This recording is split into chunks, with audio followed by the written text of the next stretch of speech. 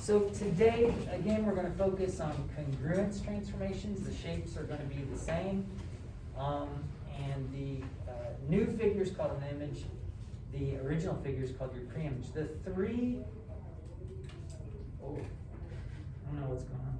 Hold on just a second. Oh, I think we got a lesson plan. There we go. The three congruence transformations we're going to look at are translation, which moves every point of a figure the same distance in the same direction. You guys kind of visualize that, what a translation would be. If you demonstrate it, you can demonstrate it with a slide. It's a slide. Also, we're going to look at a reflection.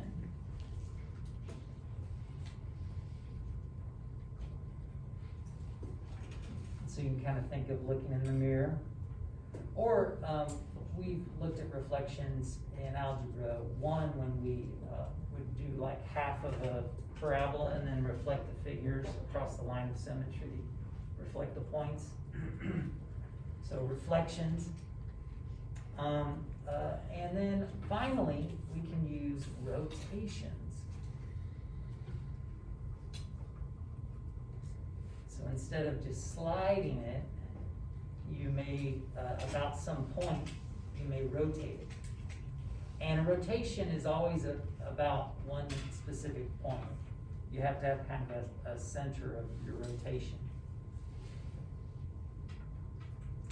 Now, for example, one, it's asking us to name the type of transformation that has occurred in each figure. I want you to skip A real quick because I don't like it because it's actually two transformations there.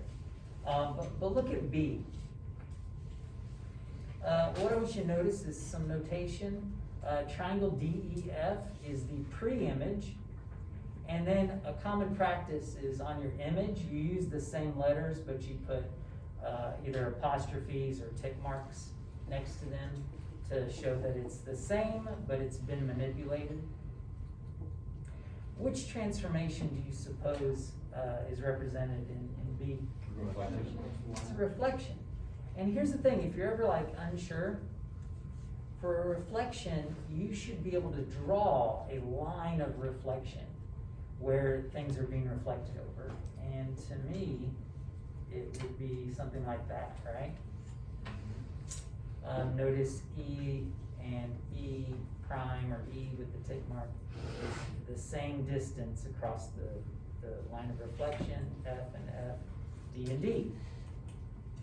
And then let's go ahead and look at C. What kind of transformation do you think C represents? Translation. Yeah, translation. It's just sliding them down there.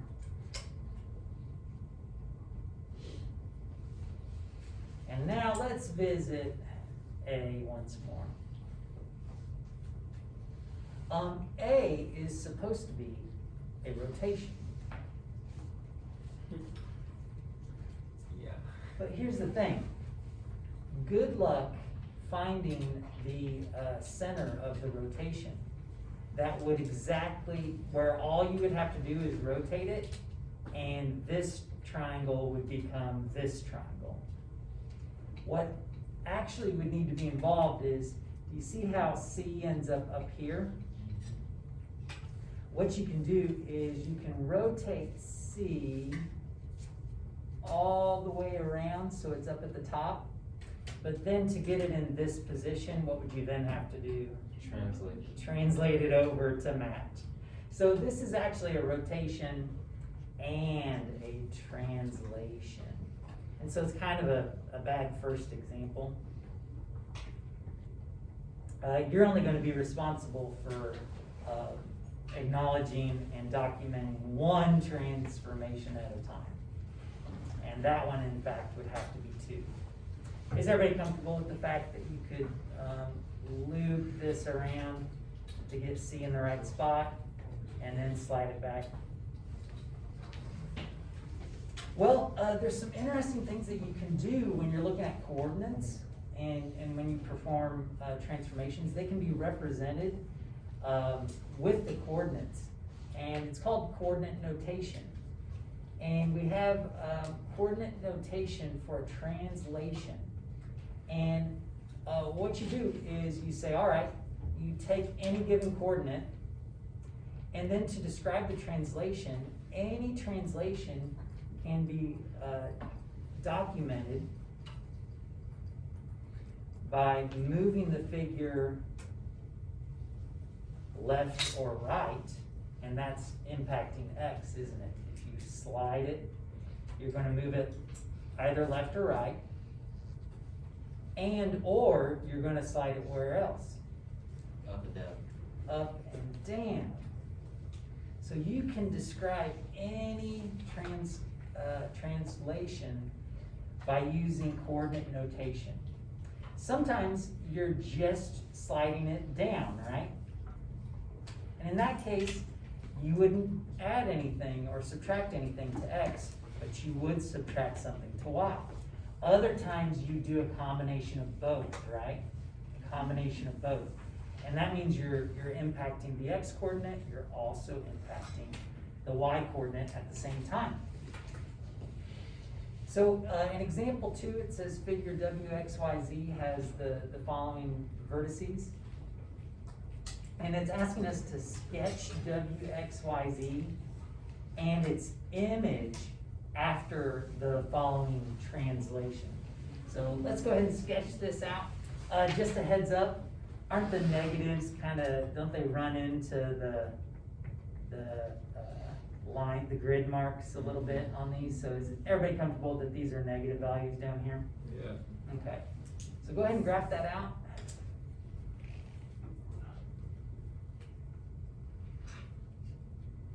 Our picture's going to be a little crowded, but I would like for you to go ahead and label the coordinates. Not with the, just with the letters is fine.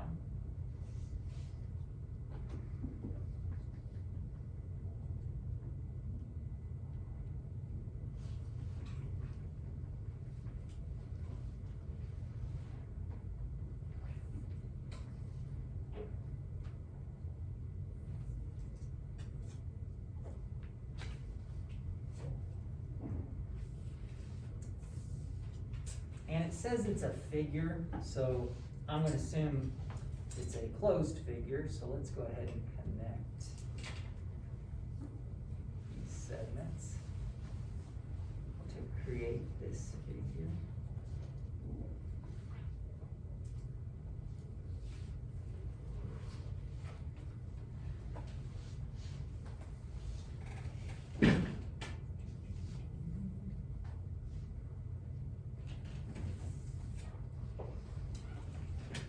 Alright, so this is our pre-image. Anybody got an idea of how we're going to go about graphing our image after this translation of x, and then it says -1, y plus 3? Yeah, Alan? Do we take every x and y value for every y and then subtract it by 1 and then add 1 by 3? Yep, you got it. And you could show a lot of work here, but I don't think you probably need to. I would at least like you to say, all right, I'm going to have to get an image for W. I'm going to have to get an image for X. I'm going to have to get an image for Y and an image for Z. And let's go ahead, and I think we can probably do a lot of addition and subtraction in our heads. So let's do that. If we're at -2, 2, what's W going to become after the translation? Negative 3 to 5. -3 to 5. What about X? 1, 6. Is everybody following what we're doing here? Yes. I know we're not showing all our work, but I don't think we really need to. And Y, 4, 3. And Z, 0, 2.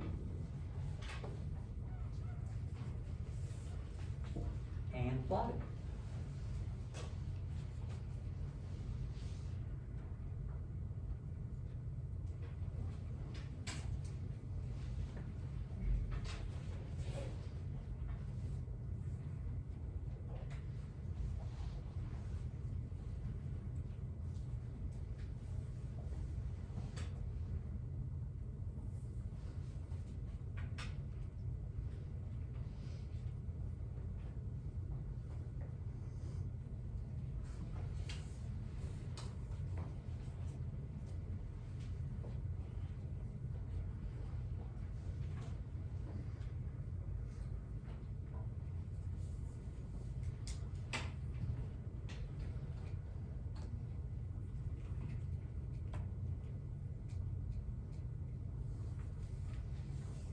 And hopefully we did a decent enough job that the figures look congruent.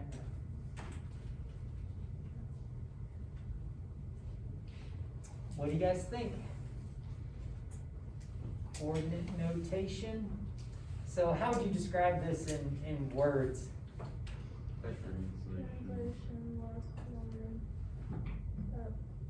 Left one up three. I like it. Yeah. Yep. Translation left one up three. Cool. So, by the way, I guess just kind of, you don't have to write this down if you don't want to, but if somebody said, hey, show me write out in coordinate notation a shift, let's see, 3 right and 6 down. 3 right and 6 down. How would you write that? The X of 3. 3 right and 6 down. Okay, so coordinate notation, pretty helpful. It turns out that coordinate notation can also describe reflections, which is pretty cool. Now, we are just going to focus in this lesson with reflections across the x-axis or the y-axis. It makes our world a lot easier, I'll be honest. So if a figure is reflected across the x-axis, so going from here, call this xy, and then we'll call this, well actually I want to call it something else, but we're starting here and rotating it this way, reflecting it across the line of symmetry here. If a figure is reflected across the x-axis, then you're going to multiply the y-coordinate by -1. And I think that makes sense, because if we're reflecting it across the x-axis, doesn't this y value right here become a negative? All the x values stay the same, don't they? So in coordinate notation, you can write it as x negative y.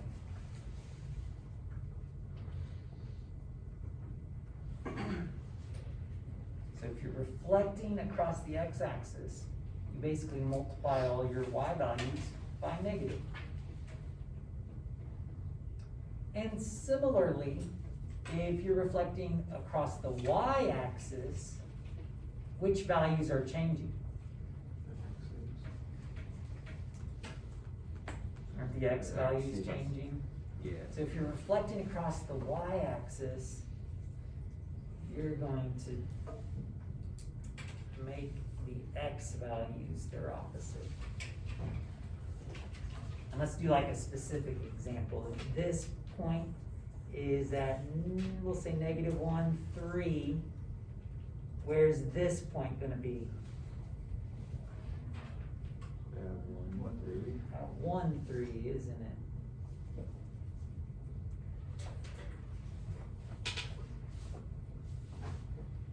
All right, so far we've got some translations, some reflections. Let's practice this a little bit for example 3 before we move on to rotations.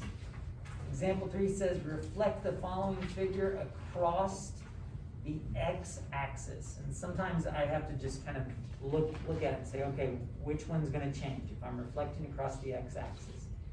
So, which one are we going to multiply? Y.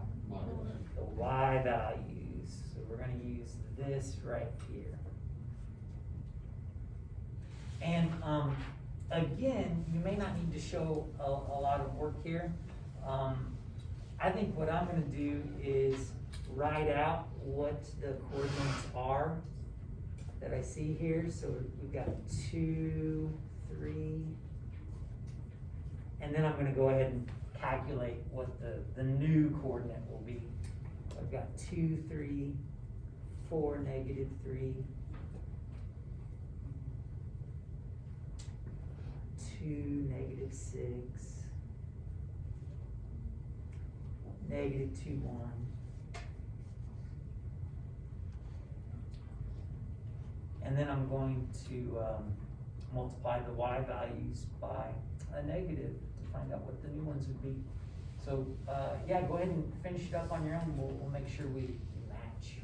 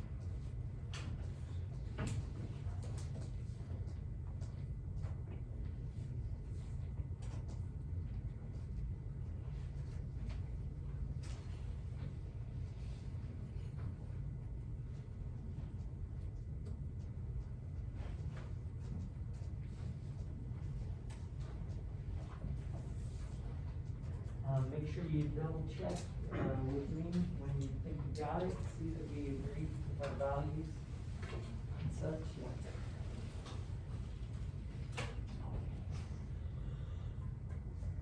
Looks good, looks good. You just did them? Yeah, I would go ahead and write them out, just so when you're looking back at your notes, you'll kind of like have an idea, not just visually, but also with the numbers. Well, I'm actually not giving like smiley faces and stuff, sorry about that, but just check yourself. Yeah, sorry, it's a letdown, I know, but yeah. But yeah, just check yourself. We're gonna move on here pretty darn quick.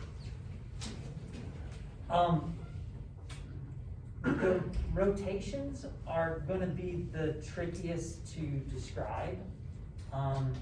And so, and also they're the ones that you gotta be the most careful with as far as like verifying what it is. If everybody's ready, we'll go ahead and dive into rotations. It says in this lesson, rotations will occur about the origin. In reality, you can pick wherever you want to do your, rotation point, a center of rotation. But you have our assurances that whenever we do rotations, it'll be centered around the origin. So that's pretty helpful, actually. Now here's the thing, you can rotate things this way, which is what direction? That's clockwise, isn't it? You rotate things clockwise about the origin, but you can also rotate things counterclockwise. Now, in truth, you can represent either one using the other, but you do want to pay attention to what they said. So the direction of the rotation can be either clockwise or counterclockwise. The angle of rotation is formed by rays drawn from the center of the rotation through corresponding points on the original figure and its image. So we're gonna need a picture to kind of help us to think about that, I think. But, so basically, if you're rotating something, the distance from the origin doesn't change, does it? And so that's what you want to be aware of, is that all the distances are maintained. They do not change from one image to the other. They need to be the same distance to the origin.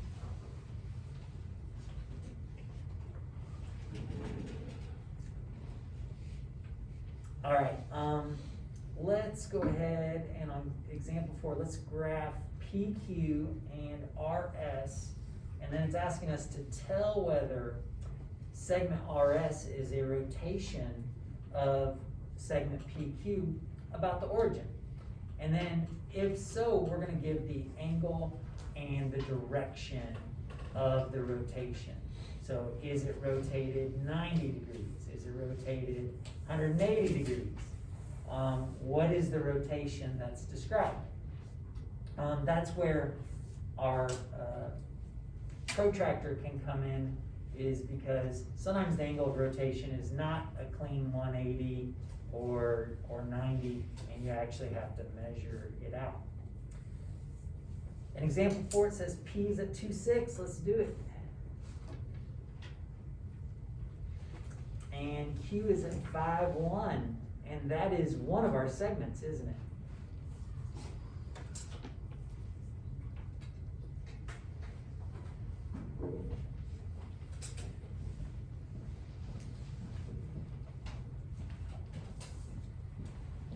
And then we've also got a segment RS.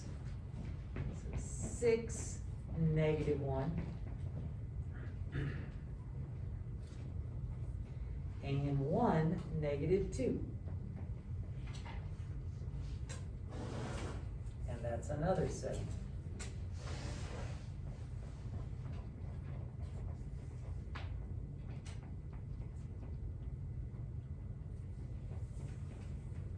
Now here's what you want to look at, and it might be helpful to use a different color, but I'll try to use pencil like you guys are using. To be a rotation about the origin, the distance that P is from the origin needs to be the same as the distance of, what does P match up with? R. Needs to be the same as the distance that R is from the origin. So double check that first. If they're not the same, it's not a rotation, it's something else going on there. So we're gonna look at, I'm gonna use dashed marks here. We're gonna look at that distance and compare it to R's distance. Oh, oops. Let's go to the origin there, sorry.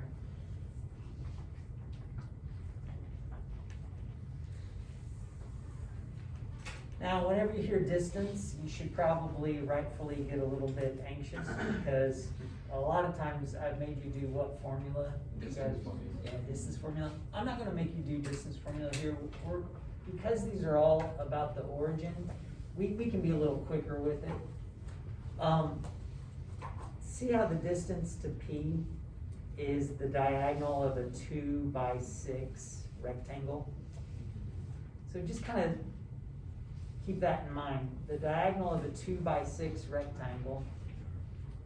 The distance out to R is the diagonal of what kind of rectangle? A 1x6. A 1x6. Does that intuitively tell you that these distances are not the same? Yes. It does. Now, if you in fact double check these distances, the distance right here would be, let me do it real quick. So P is at 2.6. So if you do the distance formula with 0, it turns out you just end up squaring these and adding them together. So you get 4 plus 36, which is square root 40. That's the distance to P. And the distance to R is gonna be square this, so it's 36 plus 1 is square root 37.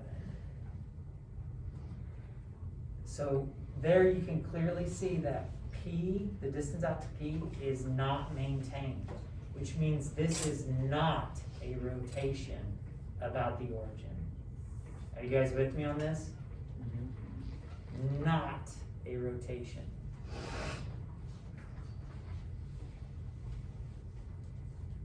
About the origin.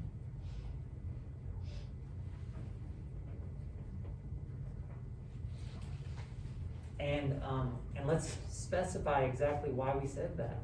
The distance to P and R are not equal.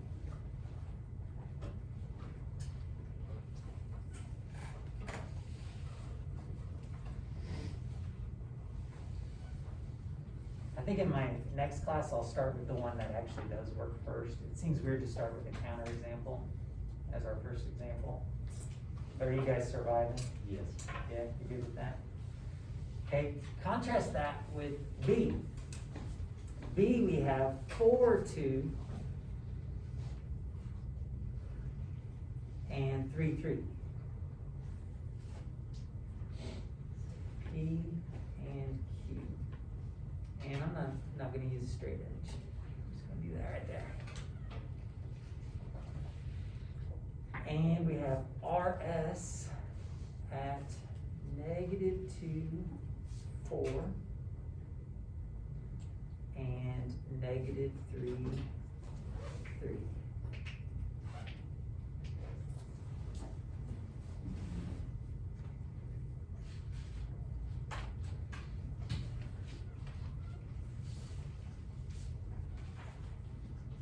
Oh, I think I did something squirrely. Yeah, did anybody notice that I messed up Q royally? Yeah. Yeah, sorry about that. I was like, wait a second, this looks fine. So Q's at 3, how about 3? That's a little better.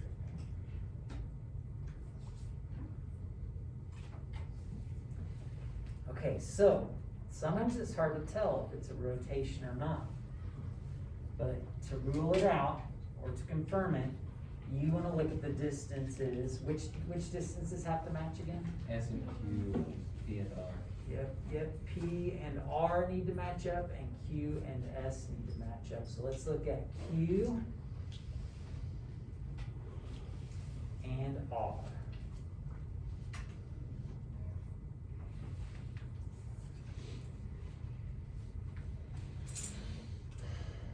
Now, it's a little bit sketchy here, because these triangles that I'm looking at, they're not the same, are they? But, I think you can figure, wait, am I doing the right ones? I don't think I am.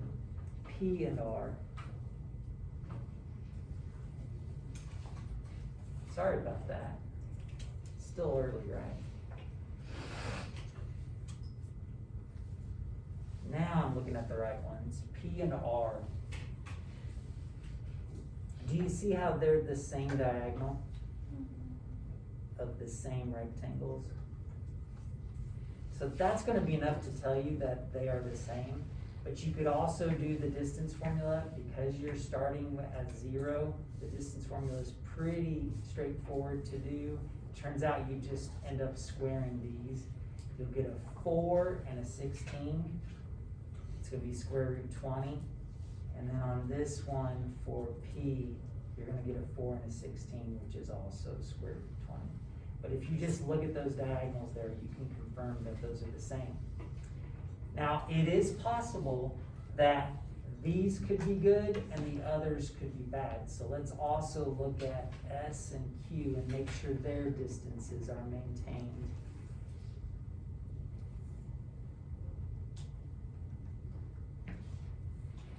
What do you guys think about the distance out to S and the distance out to Q? Do those look like they would be the same?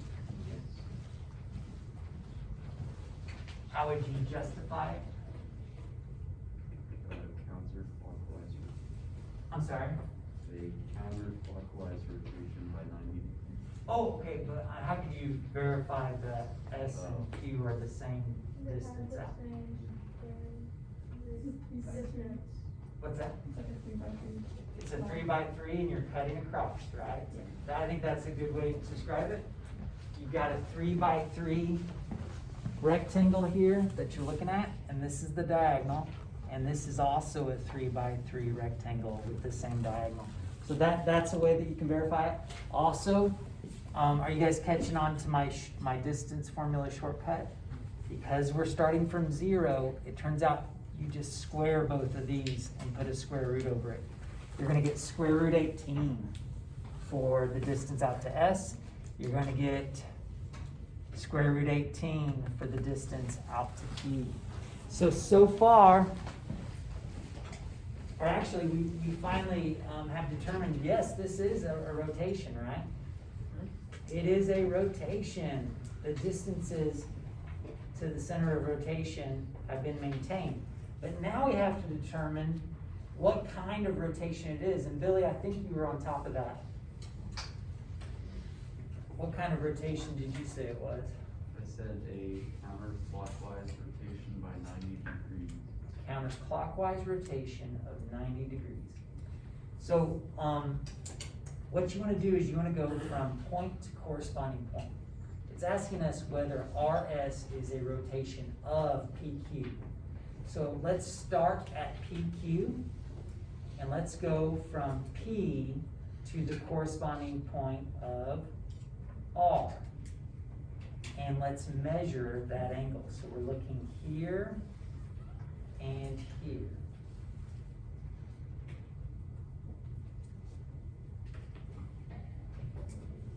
And I think Billy's pretty right on about the angle measure. You guys agree? It's pretty darn close. It doesn't go all the way up to the 90, but it would get very close to 90. So I agree that it's 90 degrees. And then if we're rotating from PQ to RS, which direction is that? Counterclockwise. 90 degrees counterclockwise.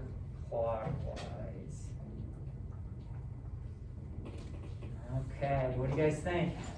Yeah. It's a little bit more involved with rotations for sure. All right, so I want you to practice this a little bit.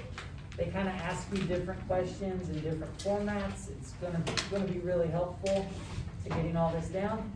But it's 1 through 35, 39 through 43 odds is your practice.